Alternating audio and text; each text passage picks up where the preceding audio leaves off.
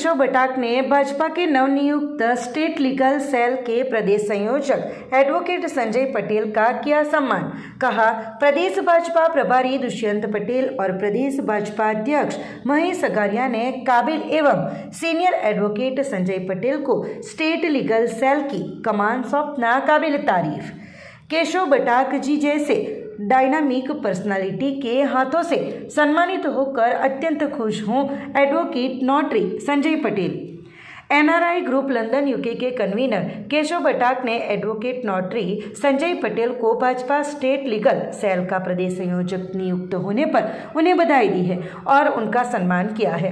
प्रदेश भाजपा ने प्रदेश प्रभारी दुष्यंत पटेल और प्रदेश भाजपा अध्यक्ष महेश सगारिया की स्वीकृति पर एडवोकेट संजय पटेल को 28 फरवरी को दादरा नगर हवेली एवं दमन दीव भाजपा के स्टेट लीगल सेल का प्रदेश संयोजक बनाए जाने की घोषणा की है। एडवोकेट संजय पटेल को भाजपा स्टेट लीगल सेल का प्रदेश संयोजक नियुक्त होने पर प्रभारी दुष्यंत पटेल, प्रदेश भाजपा अध्यक्ष महेश सगारिया, प्रदेश महामंत्री जिग्नेश पटेल सहित भाजपा पदाधिकारियों ने उन्हें बधाई दी है। एडवोकेट संजय पटेल को बधाइयों का यह सिलसिला अभी भी जारी है। इसी क्रम में एनआरआई केशव बटाक ने भी 3 फरवरी को दमन के मसाज चौक स्थित एडवोकेट संजय पटेल के कार्यालय पर पहुंचकर उन्हें फूलों का गुलदस्ता देकर भेंट कर बधाई दी और एडवोकेट संजय पटेल का सम्मान किया। इस दौरान एनआरआई केशव बटाक के साथ मोहन बटाक, गोविंद हलपति, सुभाष पटेल सहित महानुभावों की मौजूदगी रही। एनआरआई केशव बटाक का कहना था कि प्रदेश भाजपा प्रभारी दुष्यंत पटेल जी और प्रदेश भाजपा अध्यक्ष महेश सगारिया जी ने काबिल वकील एवं सीनियर एडवोकेट संजय पटेल को भाजपा स्टेट लीगल सेल का प्रदेश संयोजक नियुक्त कर अच्छा कार्य किया है। मैं इसकी सराहना करता हूं। एडवोकेट नोटरी संजय पटेल का कहना था कि केशव बटाक जी एक डायनामाइट पर्सनालिटी है जिनके हाथों से सम्मानित होकर मुझे अत्यंत खुशी है।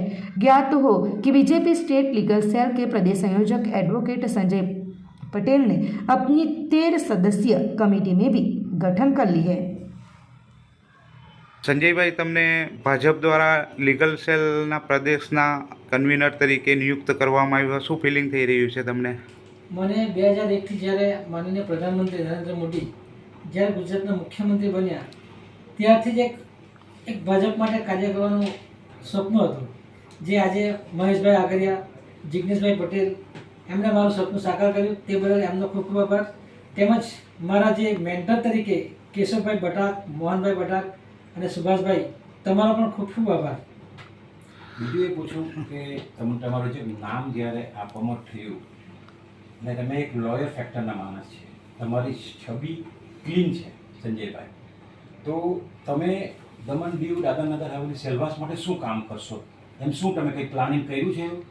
અમારે આ જે સ્ટેટ લીગલ સર્વિસ ઓથોરિટી એ છે, સ્ટેટ લીગલ સર્વિસ ઓથોરિટી એ દિલ્હીની જે લીગલ ટીમ છે એમની સાથે કોઓર્ડિનેટ કરી જે દમણ દીવ સેલવાસના જે પ્રદેશોમાં છે જ્યાં કાર્યકરોને જે મુશ્કેલી પડે છે કે કોઈ કાનૂની બાબત માટે મુશ્કેલી પડે, સમાજના કોઈ પછાત વર્ગને પણ કાનૂની તરીકે જો મુશ્કેલી પડે એ નિવારવાની અમારી 13 સભ્યોની ટીમ બની છે અને તેના માટે મને કન્વીનર બનાવવામાં આવે તે બદલ હું પાર્ટીનો ખૂબ ખૂબ આભારી છું।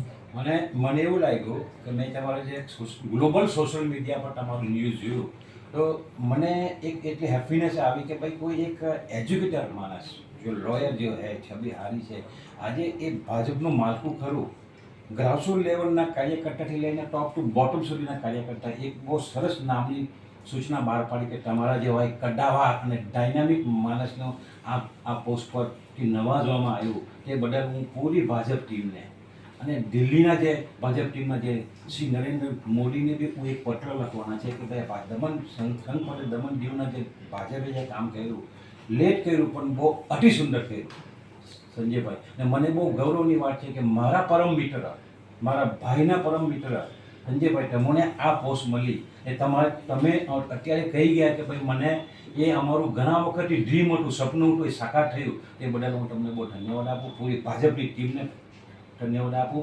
ભાજપના પ્રદેશ પ્રમુખને ધન્યવાદ આપું અને અમારા માન્યવર શ્રી નરેન્દ્ર મોદીને બી ધન્યવાદ આપું। જય શ્રી રામ, જય શ્રી રામ, વંદે માતરમ, વંદે માતરમ, ભારત માતા કી જય।